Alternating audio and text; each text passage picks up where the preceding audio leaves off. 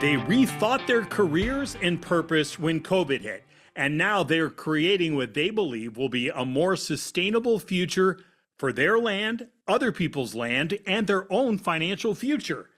Welcome to the American Farmland Owner Podcast. I'm Dave Price. Jess and Marcus Gray are the wife and husband owners of Graze LAMBscaping in Virginia. LAMBscaping. They're going to explain the name and how they've created this new life that involves solar panels, a lot of sheep, and a commitment to the land, while also trying to give themselves a better chance to make a living farming. But first, how did they get here?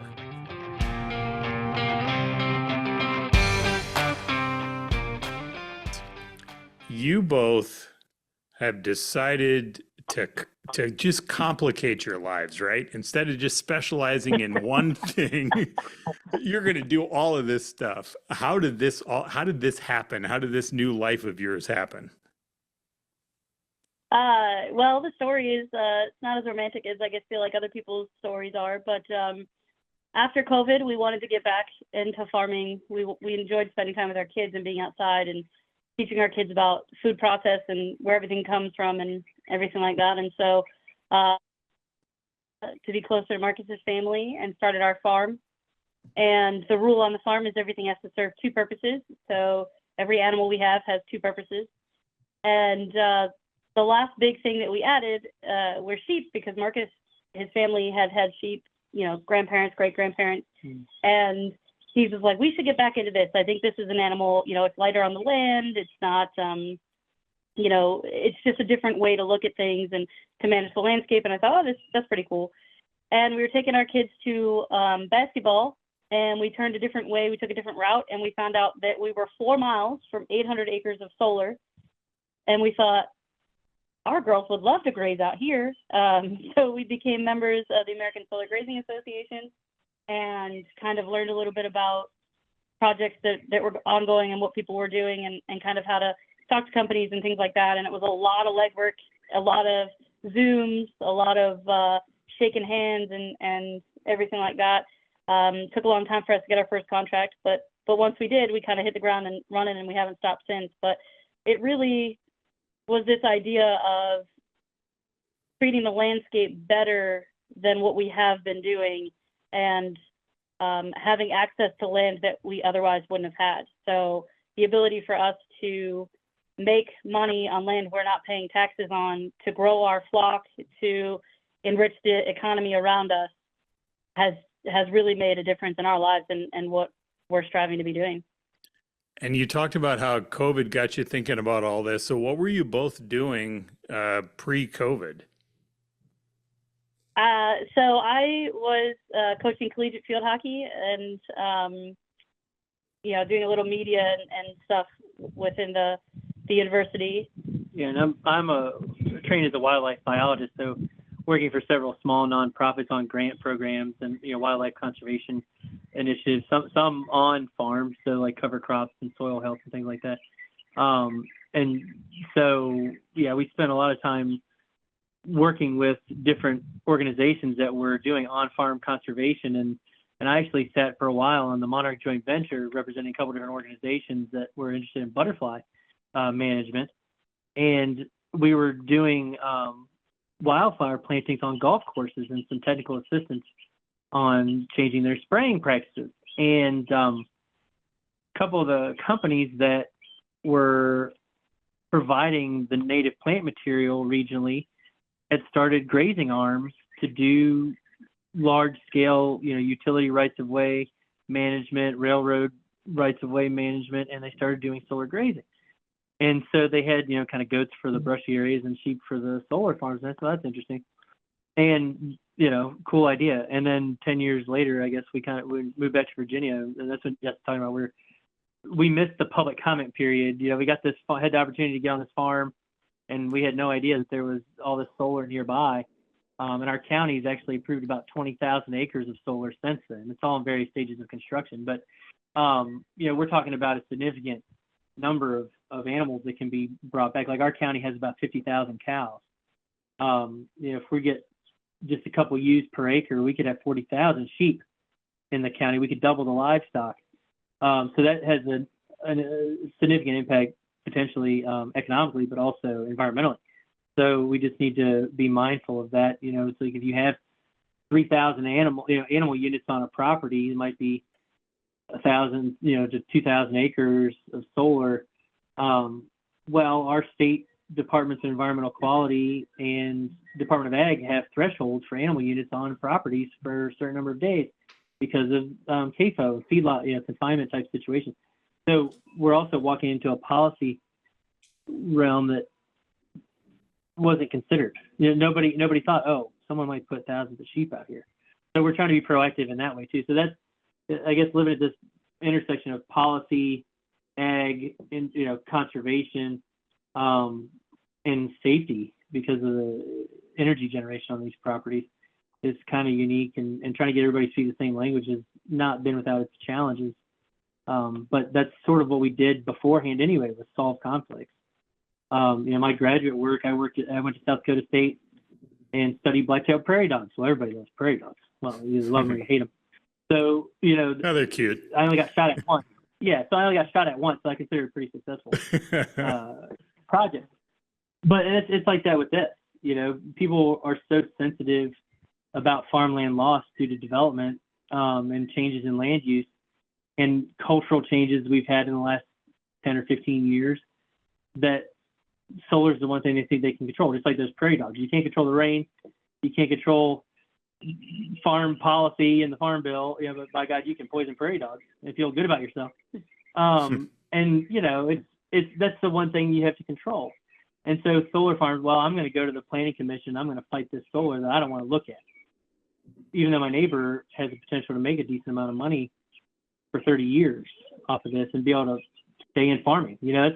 My dad, that's my grandpa Kerr, my mom's dad, one time, he said, Owen, what would you do if you won the lottery? And he said, well, I reckon I'd farm a couple more years. Because it just takes so much to do. The average dairy borrows $200,000 a year just to operate. So you don't even have to like sheep.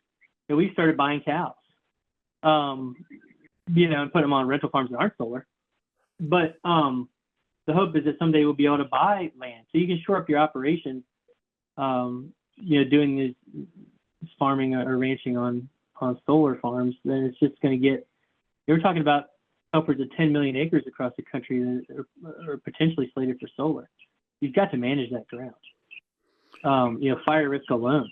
Yeah, and I think talking about how busy we've been since we really got into all of this, and so we knew we were going to do this. We were starting our company. We built it up, and in 2023, I was awarded a Nuffield National Farming Scholarship to study sheep economies across the world. So the hope with the travels was that I was going to be able to come back and talk about how these other countries have built up their sheep economy, because to be completely honest, the United States lost ours. A large portion of it got lost after World War II. And so it was touring, we went through New Zealand, Australia, all through the UK, and trying to understand how they support their farmers and what are they doing that we could be doing here. So bringing that information back and trying to grow that side of the economy. And then in 2024, I was named a Virginia Rural Leader. So my project for that is to try to create rural jobs. So keeping availability for the rural Virginians to stay rural. And one thing that we've learned from solar is that they create these jobs, they have these booms, but that's all really, construction time. What happens post-construction? What can we be doing to impact positively the economy after construction? And so we're looking at training and giving both sides of the coin. So the electrician side, the long-term management on the site, paired with what we do with the ag and teaching people how to manage the landscape and understand the soil and things along those lines. So we're hoping that all the work that we're doing and the opportunity that we've had, we can take that then and raise up other farmers in a totally new sector of ag, that'll be beneficial for everybody. Yeah, I mean, at first everybody thought this was kind of hokey, and we finally got the attention. There was a survey through the American Sheep Industry folks and the American Land Board, and they just discovered that because of demographic change,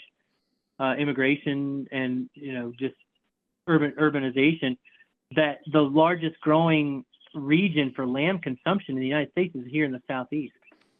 And because people from all over the world eat lamb, we don't, Americans as much, but we're working on it. But we have the potential here. They're already saying that 2% of sheep in the country are already on solar. And we have the potential to recover that sheep population. We had 50 million sheep around World War II. Now we've got less than 5 million.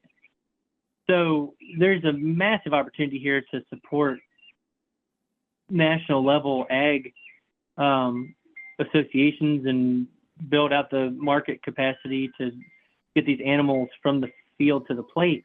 So we're like, okay, well, we need more abattoirs. We need more direct marketing opportunities. We need more packers. Like, who are we selling these animals to? Someone will buy every one we can produce.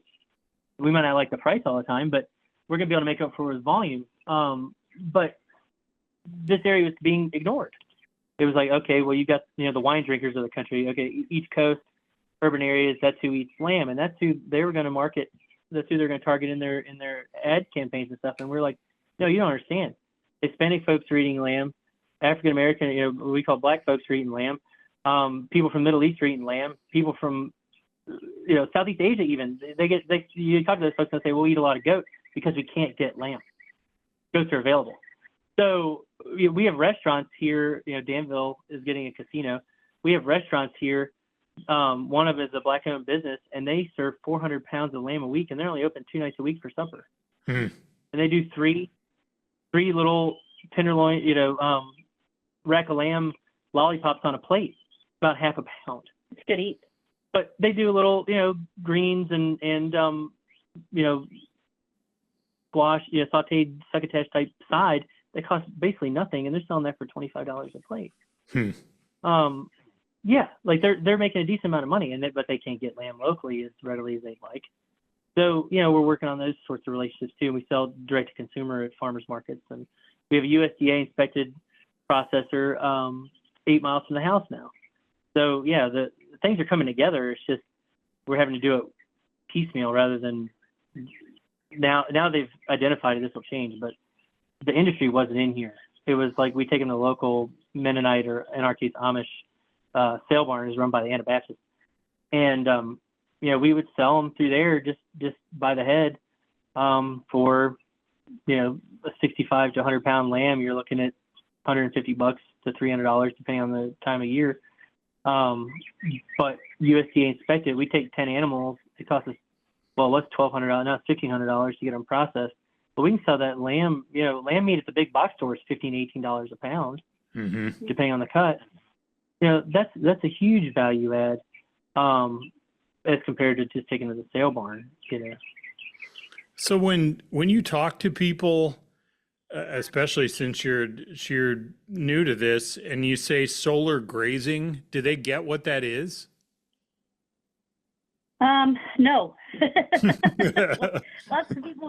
Lots of people don't understand it, and so I go, okay, well, we rotationally graze our sheep on solar farms, and they're like, oh, that's easy, and I'm like, and it includes kind of a lot of the stuff that we just talked about, and it includes, there's so much to it. So you can't run your sheep without a livestock guardian dog. We have too many predators. We've seen bears, bobcats, everything. We've seen everything, coyotes, everything. And so you have to have livestock guardian dogs. So you have to train them up. So you're dealing with your guardian dogs on site and those interactions.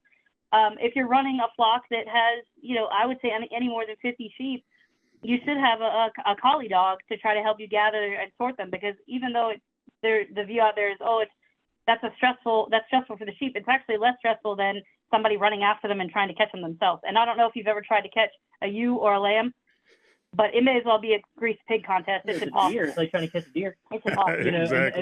And it's easier for us from a safety standpoint, farming on these solar facilities, that we send the dog under the panels rather than having people running around waving their arms.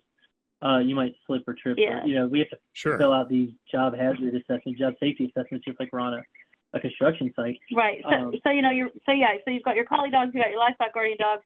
You're carrying insurance for the site that they won't cover your sheep, but you'll cover if your sheep do any damage, which they don't.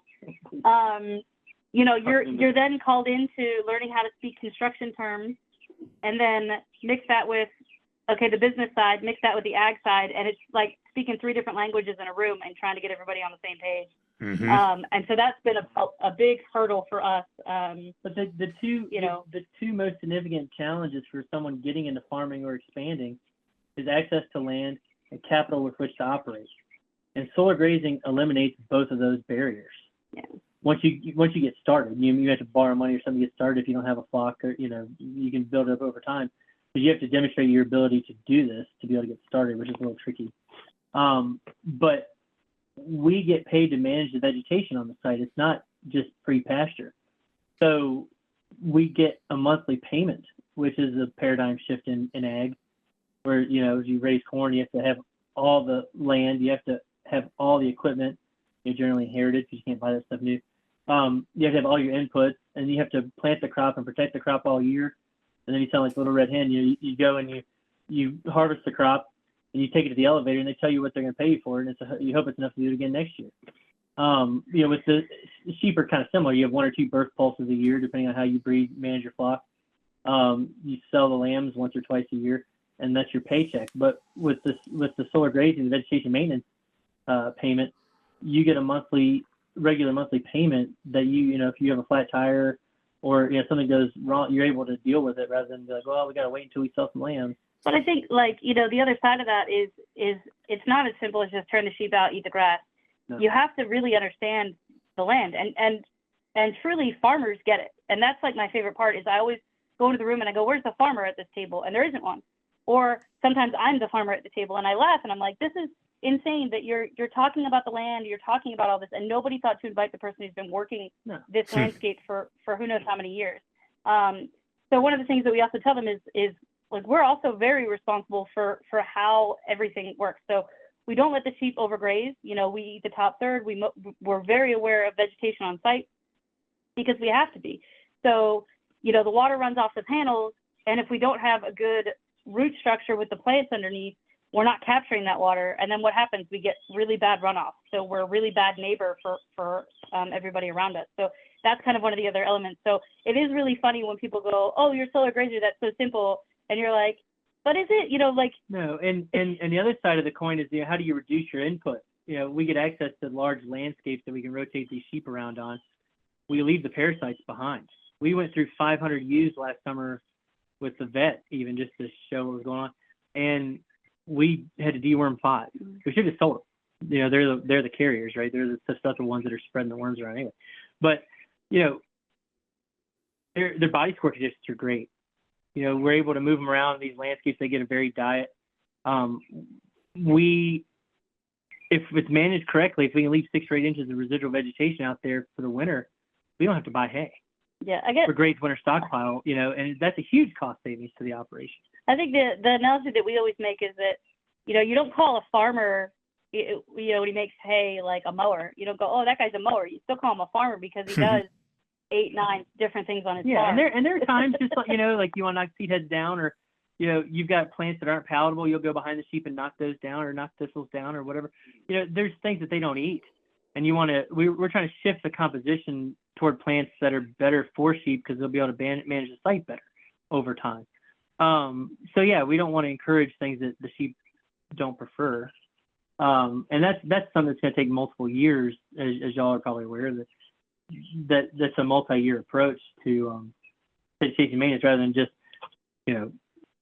herbiciding everything and planting new all the time, which some, folks in other countries do, or in other parts of the world do all the time. They're basically eating planted forages.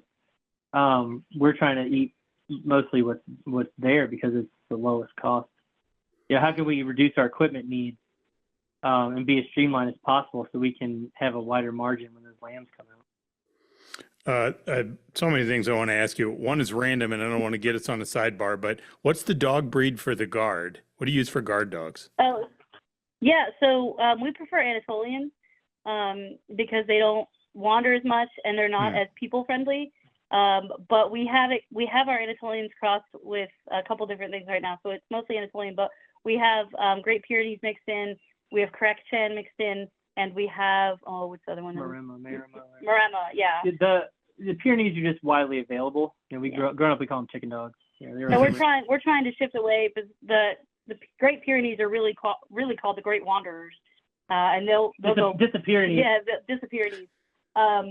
So we're trying to shift away from that, but it's really fun. Like, it's probably one of the most fun parts, other than watching the sheep, is watching the guardian dogs do their job, because they'll tell you all kinds of tales. It's awesome. Hey, and who came up with the name? Graze we get. That's an obvious one. LAMBscaping. Where'd graze LAMBscaping come from? Well, so a lot of the companies that work in solar, either construction or maintenance, are just an acronym. You know, like TMR, that's total mixed ration. But anyway, like, I don't want to pick on anybody, but there's a bunch of them that are just like 3 letters. And we're like, or their logo is like 3 circle colors that you don't know what they do. So we thought, well, let's, you know, we like puns, and so we want to be descriptive of what we do. And sometimes it's backfired, honestly. People are like, oh, do you shear sheep? I was like, no, it's not manscaping. But no, we actually prefer shedding sheep that we don't have to shear, because unless you do value-added product or you have better connections than we do, you know, our carding mills are gone. So there's not a lot of money in wool, unfortunately, right now, but that could change. But, you know, if you're already involved in wool and you've got markets for that, congratulations, go that, you know, those are the animals you have.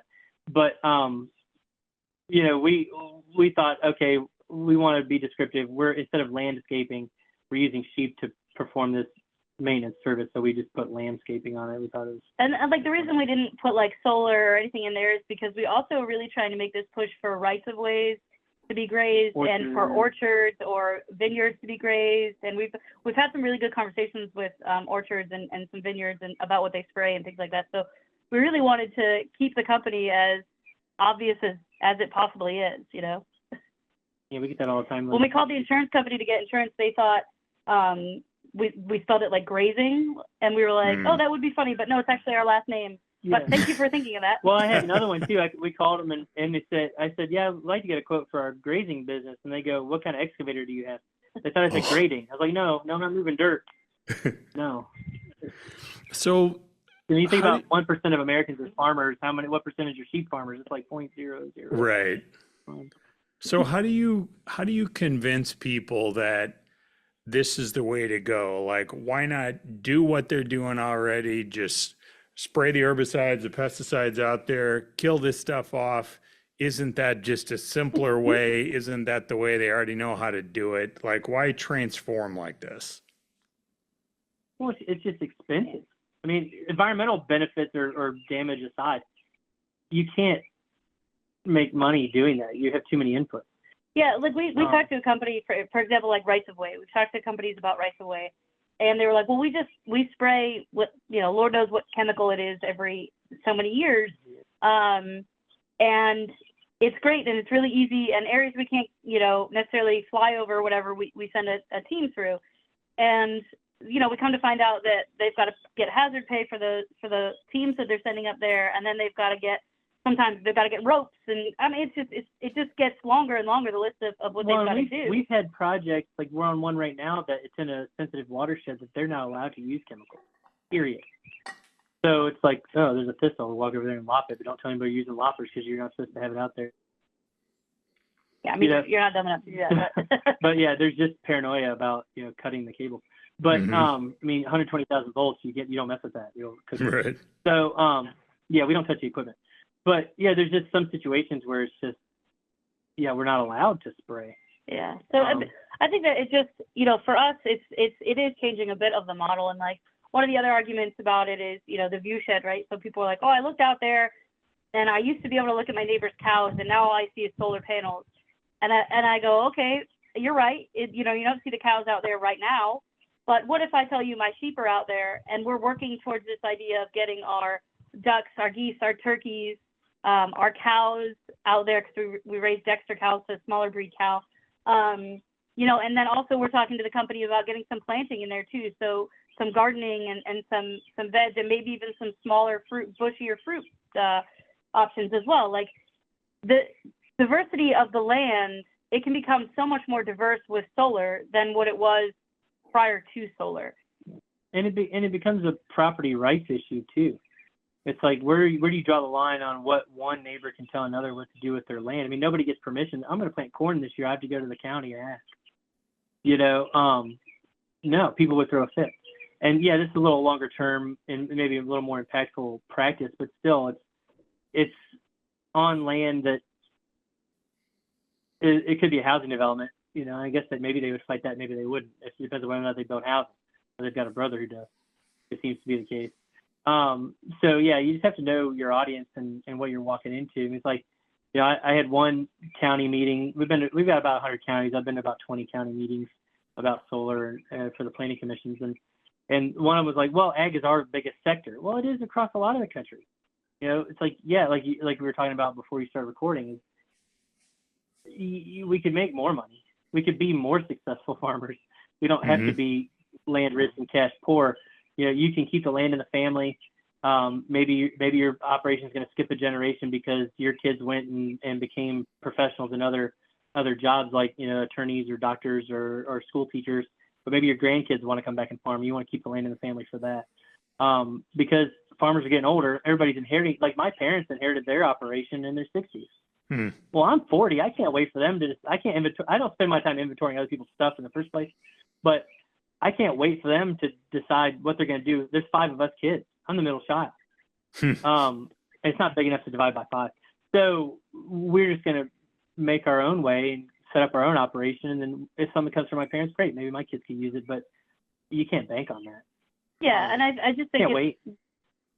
Thought about is that farmers that are choosing to put their land in a solar are just being greedy. And I laugh at it because I think, why are you mad about them choosing to make these opportunities? Like Marcus said, the land stays in the family for the next 30 years. You're going to have that. They're going to get a guaranteed monthly payment to make their farm life sustainable. We've talked to tons of farmers who, and it's not always they lease it out and they don't do anything. We've talked to a lot of farmers who lease it out and then they have the rights to graze it, or they have the rights to plant on the outside of the fence lines, or there's so many ways to do this. It's not just a one size fits all. And I think that's kind of the argument that's a positive for the farmer that's thinking about potentially putting in some solar, is that you're in the driver's seat. They need you because you're close to these connection lines. So you decide what you want. You want that payment for the next 30 years. Maybe you want to keep farming along the outside of it because it's a 40-acre buffer and you can still get, some money out of that. Maybe you want to get into sheep or something. There's a ton of possibility with it, and it's not just, this one avenue or this one way is the right way. So we tell a lot of farmers that ask us, is it worth putting in the solar, do you think, via what you do, is we say, well, what are you looking to do? We helped a family, down in Louisiana, I think, that was thinking about trying to use part of their family farm that's been in the family forever.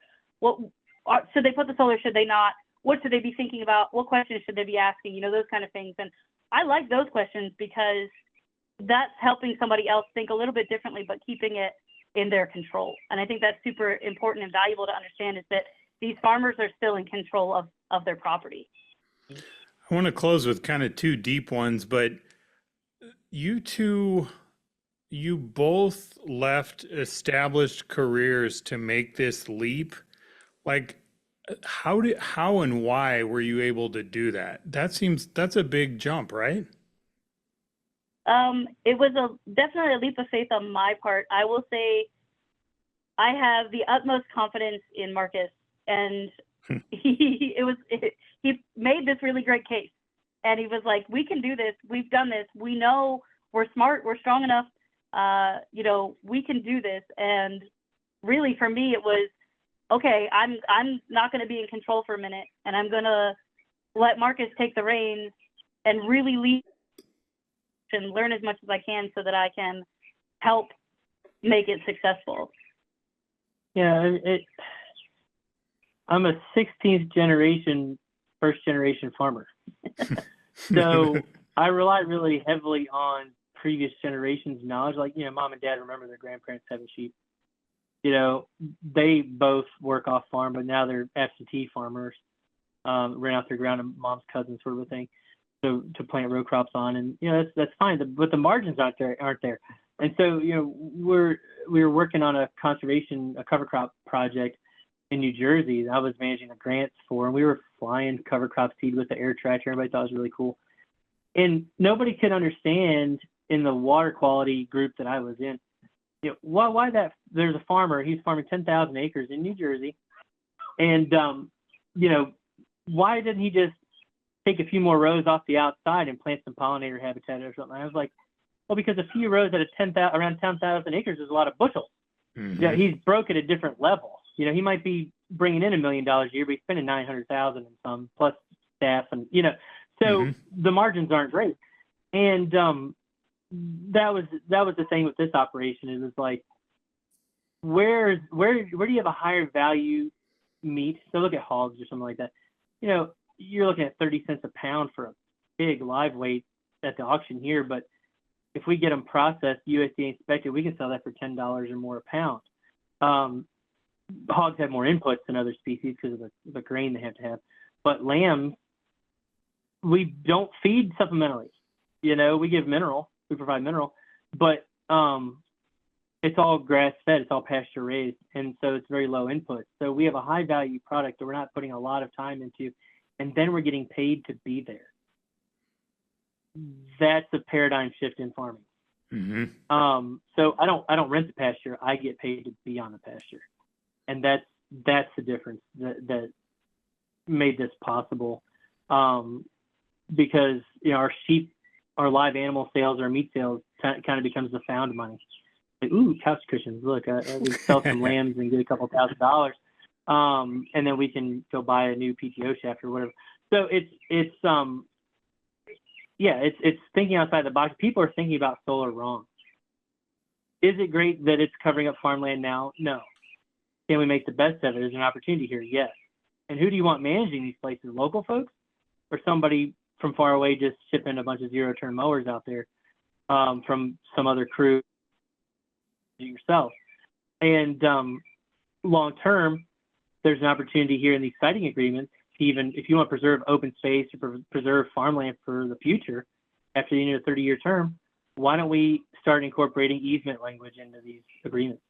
Because the solar company in the locality, often the county, are already making deals about who's getting paid what and when. Just stick the language in there, because you may have a farmer situation where they're 75 years old, they don't have any kids, they just don't want to see it become a subdivision. They might be open to an easement. And then get the Farmland Trust or the Cattlemen's Association or whoever you want to administer that easement to keep that land open for farming at the end of 30 years. And hopefully somebody's had sheep out there and have been improving the organic matter in the soil, and it's been resting fallow for 3 decades. You can get some pretty good corn yields on that later. Yeah.